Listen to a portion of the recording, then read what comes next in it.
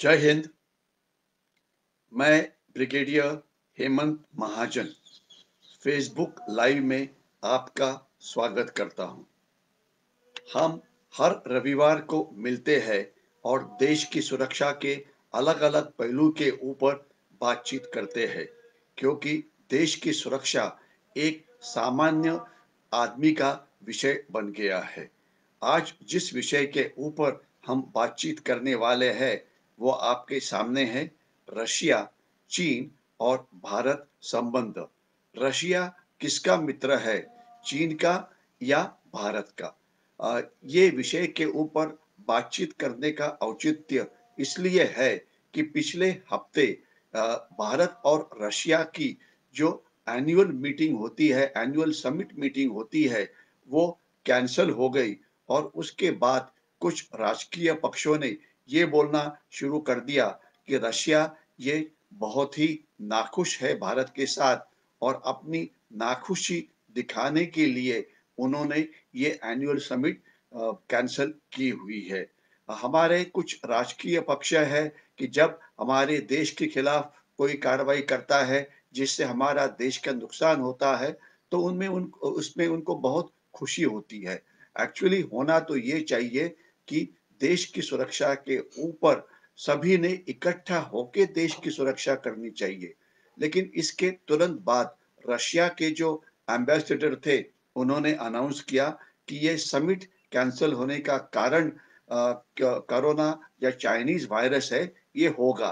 और इतना ही नहीं, तो 1 जनवरी यानी कि 2 दिन पहले, नए साल के पहले दिन, जब रशिया के प्राइम मिनिस्टर पुतिन इन्होंने एक वक्तव्य दिया, उन्होंने 8 राजकीय नेता दुनिया के उनके साथ बातचीत की, जिसमें हमारा देश शामिल था और जिसमें उन्होंने भारत को एक हमारा अच्छा मित्र करके बोला है और ये बोला है कि भारत और रशिया की जो मैत्री है, वो आगे आने वाली दिनों में हर एक क्षेत्र में बढ़ेगी। वो आर्थिक क्षेत्र हो, संरक्षण क्षेत्र हो, सामरिक क्षेत्र हो या गुप्तहेर माहिती का आदान-प्रदान करना, ये क्षेत्र हो, ये सभी सभी क्षेत्रों में ये मैत्री जो है, ये केवल बढ़ेगी। इसके सिवाय कुछ लोग डरते हैं कि शायद रशिया अभी पाकिस्तान का ज़्यादा मित्र बनने वाला है, लेकिन इसमें डरने की कोई बात नहीं है, क्योंकि जो पाकिस्तान है, उसके उससे मैत्री करने से किसी देश को भी कोई भी फ़ायदा नहीं है। क्योंकि पाकिस्तान के साथ अगर कोई व्यापार होता है, तो उन्हें सब चीज़ें फ्री में चाहिए होती है। पाकिस्तान जो शस्त्र इस्तेमाल करता है, या तो वो वेस्टर्न ओरिजिन के है या वो चाइना से खरीदे हुए हैं। तो यानी कि पाकिस्तान का रशिया मित्र बनने से हमें कोई भी नुकसान नहीं होगा, इसलिए फ़िक्र करने की कोई बिल्कुल ही ज़रूरत नहीं है। हम आज चाइना, रशिया और भारत इस विषय के ऊपर बातचीत तो करेंगे ही, लेकिन इस विषय को टच करने से पहले मैं आपसे कुछ महत्व के मुद्दों के ऊपर बातचीत करूंगा। सबसे पहले एक मुद्दा है कि एक चाइना का जो शिष्टमंडल है, ये नेपाल में पहुंचा है, क्योंकि नेपाल की जो कम्युनिस्ट पार्टी है, वो टूटने का खतरा है और उनमें आपस में बहुत लड़ाई हुई है। चाइना चाहता है कि वो ना टूटे, ताकि नेपाल की कम्युनिस्ट पार्टी जो चाइना के कंट्रोल में है, वो उनके कंट्रोल में ही रहे। अर्थात ये नेपाल के लिए बहुत ही खराब बात है। भारत ने ये चीज़ नेपाल को बताना चाहिए, नेपाल को मीडिया को बताना चाहिए, उनके इंटेलेक्चुअल्स को बताना चाहिए, उनको लोगों को बताना चाहिए कि इस प्रकार का चाइनीज़ का जो इंटरफेरेंस आपके पॉलिटिक्स में हो रहा है, वो आपके लिए बिल्कुल खराब है। दूसरी जो खबर आई थी कि चाइना ने अफगानिस्तान के अंदर जो दहशतवादी गठ है, उनको पैसे दिए हैं और उनको बोला है कि अगर वो अमेरिकन सोल्जर्स को चाइना में मारते हैं, तो उनको एक्स्ट्रा बोनस दिया जाएगा। इससे ऑब्वियसली अमेरिका को गुस्सा आएगा। जो बाइडेन इसके ऊपर क्या करते हैं, हमें आने वाले दिन में पता लगी जाएगा। नेक्स्ट मुद्दा है कि जो फार्मर्स जो पंजाब के जो है उनका जो एजिटेशन चल रहा है इसके बारे में पहले फाइनेंशियल टाइम्स या जो आर्थिक न्यूज़पेपर है उन्होंने एक समरी तैयार की थी कि हर दिन जब ये एजिटेशन आगे बढ़ता है तो 3500 करोड़ पर डे इतना खर्चा होता है और जो टावर्स वगैरह जो जलाए गए कम्युनिकेशन के हर एक की कीमत 20 या 30 लाख थी। तो यानी कि काफी बड़ा नुकसान इस एजिटेशन से हुआ है। जितना नुकसान हमारा जितने युद्ध हुए पाकिस्तान और चीन के साथ 1947 का युद्ध, 1962 का युद्ध, 1965 का युद्ध, 1971 का युद्ध या 1999 का युद्ध, इस सब का अगर नुकसान आप इकट्ठा करें तो इससे ज्यादा नुकसान ये जो एजिटेशन पिछले 1.5 महीने से चल रहा है इससे है। तो मैं काफी बार सोचता हूँ कि हमारी पॉलिटिकल पार्टीज जो इस तरह से हमारी कैपिटल को बंद कर रही है, क्या ये इस प्रकार की उनको उन्होंने अपनी एक ब्रांच खोलनी चाहिए चाइना के अंदर और चाइना के लोगों को भी ये बंद कैसे करते हैं, तोड़-फोड़ कैसे करते हैं, इसके बारे में ट्रेनिंग दी जाए, जिससे चाइना का नुकसान होगा। हमारे देश का नुकसान करने के बदले अगर वो इस प्रकार की तोड़-फोड़ चाइना में कर सकते हैं या पाकिस्तान में कर सकते हैं, तो वो ज़्यादा अच्छा होगा। एक और खबर आई थी कि बांग्लादेश के अंदर काफ़ी रोहिंग्या आए हुए हैं। ये विषय तो आपको पहले से ही पता होगा, लेकिन हमारे देश के अंदर भी हज़ारों की संख्या में रोहिंग्या है, अर्थात जो बांग्लादेशी है, वो कोट्यावधी है। माना जाता है कि 4 से 5 करोड़ बांग्लादेशी शायद आज हमारे देश के अंदर आए हुए हैं। लेकिन जो रोहिंग्या है, जो मुस्लिम है वो जो बाहर जाने के लिए तैयार नहीं है, तो बांग्लादेश ने क्या किया, इनको सबको पकड़ के एक बांग्लादेश के समुद्र किनारे के पास उनका एक आइलैंड है या उनका एक बेट है जहाँ पे कोई नहीं रहता, उन्होंने उनको वहाँ पे जाके डिपोर्ट किया है, वहाँ पे जाके छोड़ा है। यानी कि रोहिंग्या उसी आइलैंड पे रहेंगे, उस आइलैंड पे कोई नहीं रहता क्योंकि वहाँ पे धूप बहुत है, पानी ऊपर आ जाता है। इसके सिवाय अगर साइक्लोन्स होते हैं तो थोड़ा डेंजर होता है, लेकिन बांग्लादेश ने किसी की परवाह नहीं की। उन्होंने ये सभी रोहिंग्या को पकड़ा और जो आइलैंड्स है, इस आइलैंड के अंदर उनको भेज दिया है।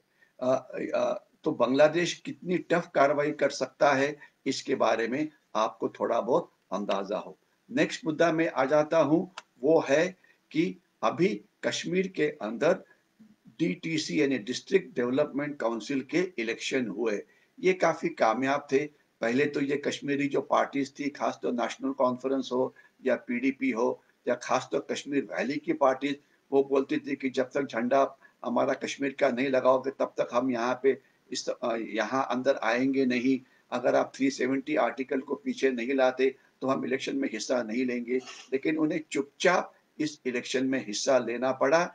इलेक्शन में कौन जीता, कौन हारा, ये इम्पोर्टेंट नहीं है, लेकिन 50 से 60% वोटिंग कश्मीर वैली में हुई है, जहाँ पर पहले वो केवल 5 या 10% इतनी कम होती थी।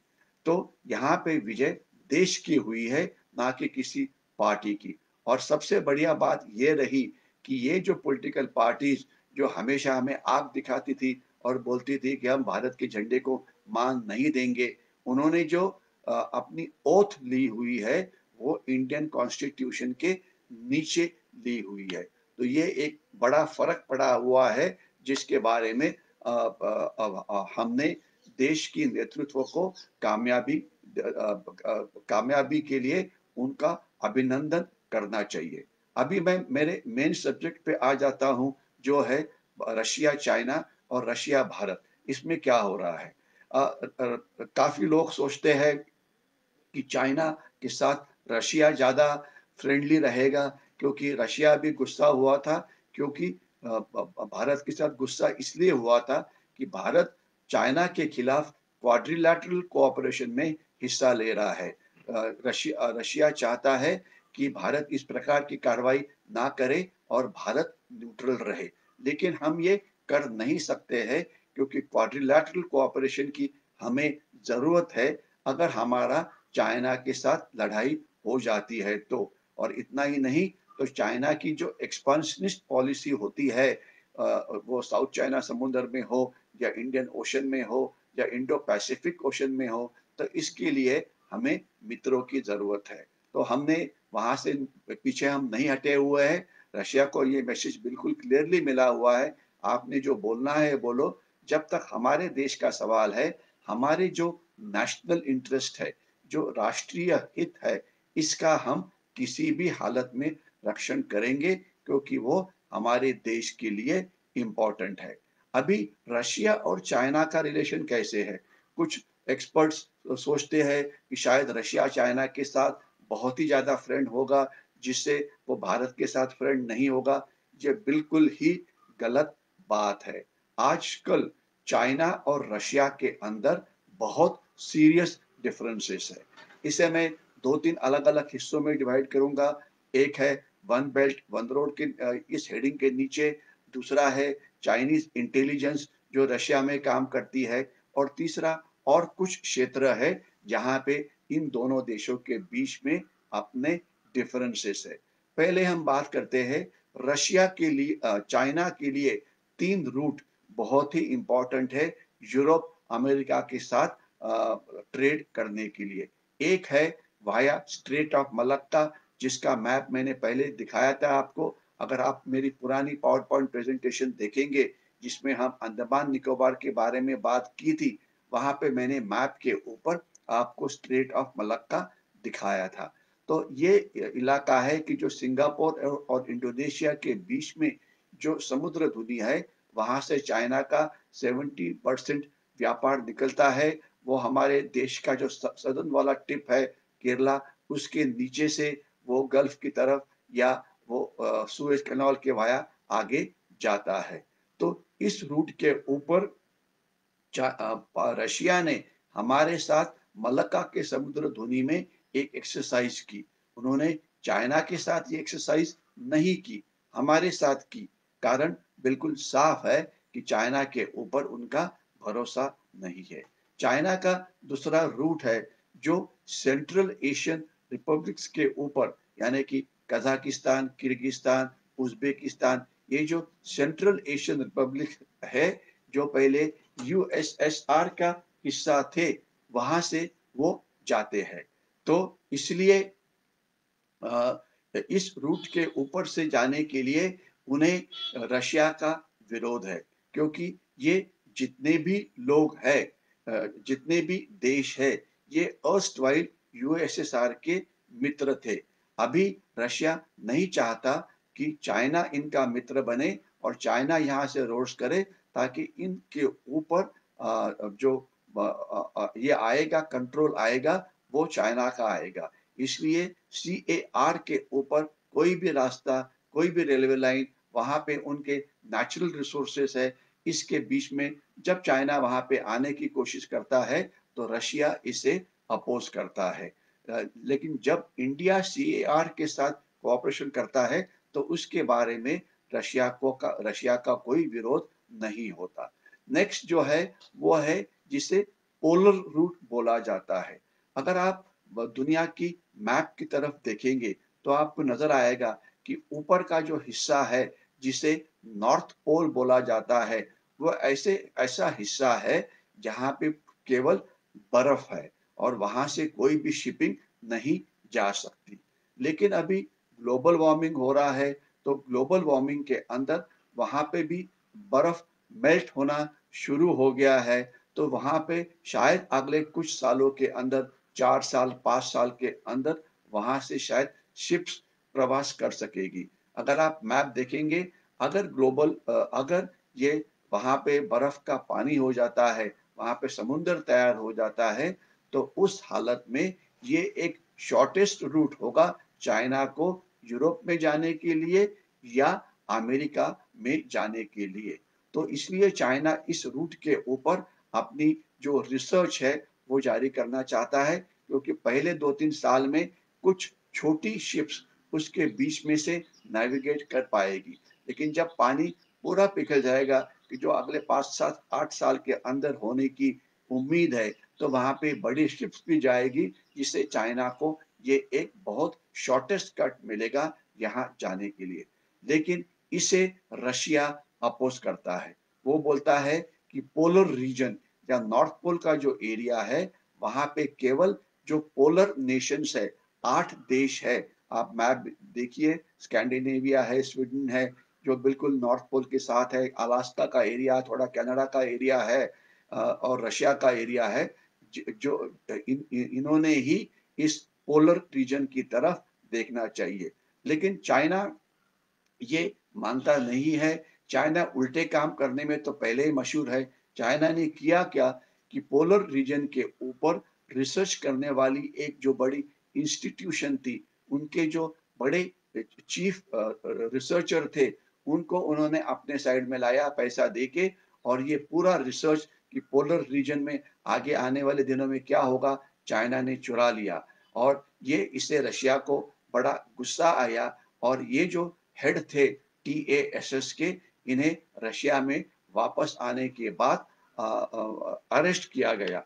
और उसके बाद रशिया ने ये फैसला किया है कि पोलर रीजन के अंदर, इस इलाके के अंदर, उन्होंने अपनी मिलिट्री डिप्लॉयमेंट और बढ़ानी शुरू कर की है। यानी कि वहां पे शिप्स आएंगे, वहां पे मिसाइल्स है, वहां पे एयर डिफेंस का कवर है, ताकि अगर चाइना यहाँ पे कोई दादागिरी करता है तो उनके खिलाफ लड़ने के लिए वहां पर रशिया तैयार है।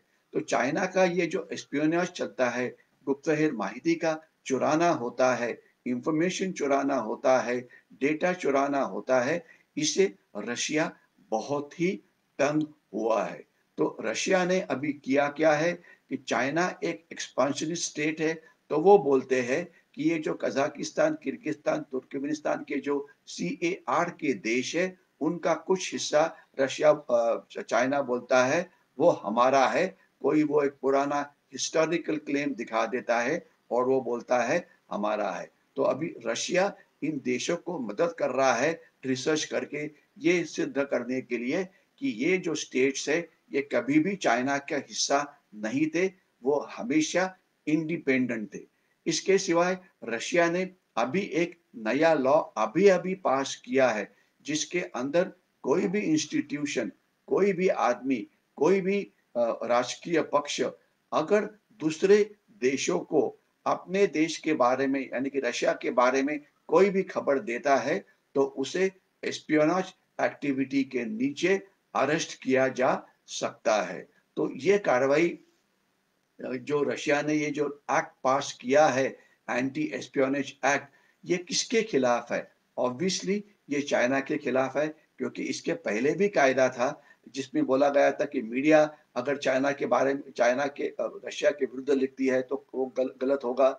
लेकिन अभी कोई इंडस्ट्रियलिस्ट है जो अपनी खबर चाइना को देता है, कोई साइंटिस्ट है जो खबर चाइना को देता है, कोई सोशियोलॉजिस्ट है जो खबर चाइना को देता है, तो इन सबको इस एस्पियोनेज एक्ट के नीचे अरेस्ट किया जा सकता है। और ये लॉ, मैं रिपीट करना चाहूंगा, कि केवल चाइना के खिलाफ ही तैयार किया है। चाइना से रशिया बहुत तंग है, क्योंकि चाइना इंटेलेक्चुअल प्रॉपर्टी राइट्स चुराता है। आज चाइना के जो वेपन्स है, वो वेपन्स सबमरीन्स के हो या एयरक्राफ्ट जो उनके पास JF सीरीज है वो हो, या अलग अलग जो आर्टिलरी गन्स है वो हो, ये सभी रशियन डिजाइन्स के हैं। किया क्या है, चाइना ने रशिया का मिग प्लेन चुराया, उसकी रिवर्स इंजीनियरिंग की, और उसके बाद जो प्लेन तैयार किया गया उसका नाम रखा गया चाइना का प्लेन। तो इस प्रकार के इंटेलेक्चुअल प्रॉपर्टी राइट्स के बारे में पहले रशिया इतने ज्यादा बातचीत नहीं करता था, लेकिन अभी ये बातचीत बिल्कुल शुरू हो गई है, और चाइना बिल्कुल रोका जा रहा है इस प्रकार की कार्रवाई करने के लिए। एक सेकंड का ब्रेक।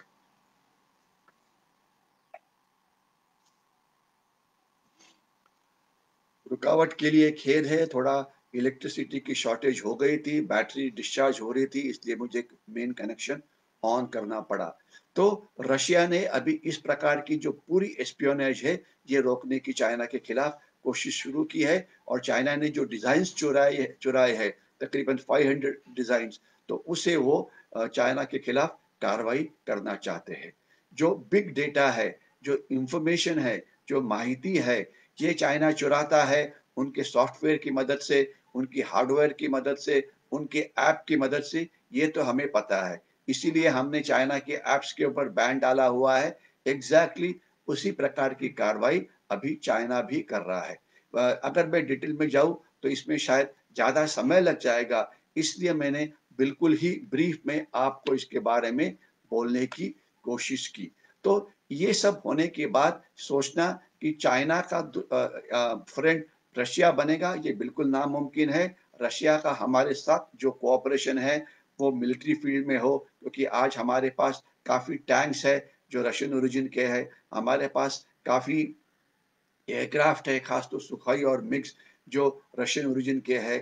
तो ये तो हमारा जो कोऑपरेशन है, वो चलता रहेगा। इंटेलिजेंस कोऑपरेशन शेयरिंग ये भी चलता रहेगा, क्योंकि रशिया को पता है इंडिया एक ऐसा देश है जो अंतर्राष्ट्रीय कायदे को मानता है। चाइना के जैसा नहीं है कि अंतर्राष्ट्रीय कायदे तोड़ना। तो आने आने वाले दिनों में हमारे देश ने क्या करना चाहिए? India has to focus on its economic growth, attracting foreign investment, कि जिससे हमारा देश का जो जीडीपी है ये रियल टाइम में रियल उसकी वैल्यू बढ़े।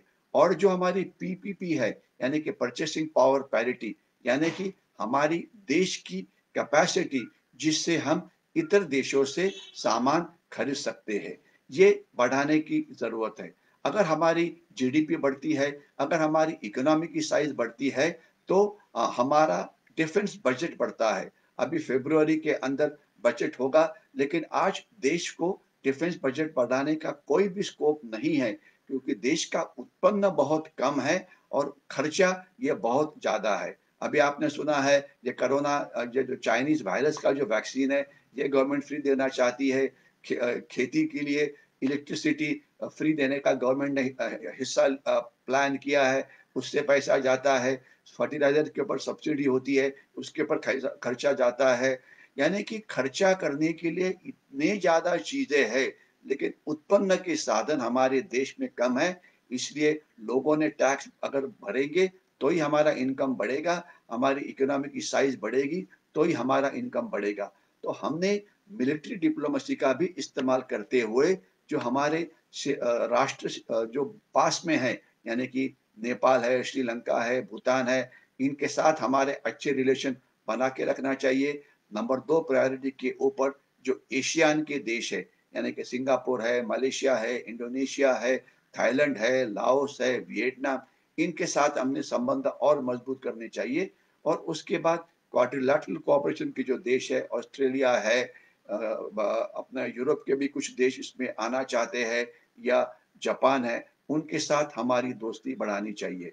और इसके सिवाय हमारे 2021 के अंदर हमारी पॉलिसी होनी चाहिए चाइना के खिलाफ, जो एग्रेसिव पॉलिसी होनी चाहिए, वो है 3 टीज़, 3 टी है, जिसके ऊपर हम चीन को दबा सकते हैं। एक है तिब्बत, दूसरा है ताइवान और तीसरा है ईस्ट तुर्कमेनिस्तान, यानी कि शिनजियांग।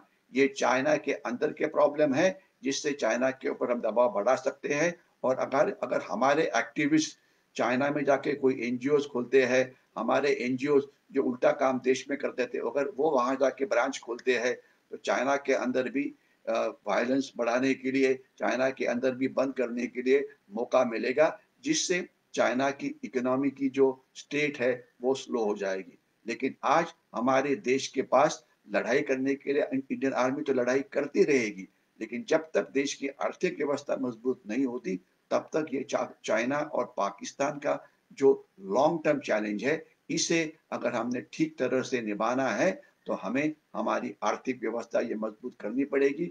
हर एक भारतीय को काम करना पड़ेगा। और लास्ट में मैं इतना ही बोलना चाहूँगा कि चाइनीज़ के ऊपर बॉयकॉट डालते रहो, और जो चीज़ हमारे देश में बनती है वो वही उसके ऊपर ही खरीदारी करो, और आत्मनिर्भर भारत बनाने के लिए सभी को मदद करो। मैं यहीं पे रुकता हूँ। अगर आपको ये वीडियो अच्छा लगा होगा, तो उसे लाइक करिए और ज़्यादा से ज़्यादा लोगों के साथ शेयर करने की कोशिश करिए। जय हिंद।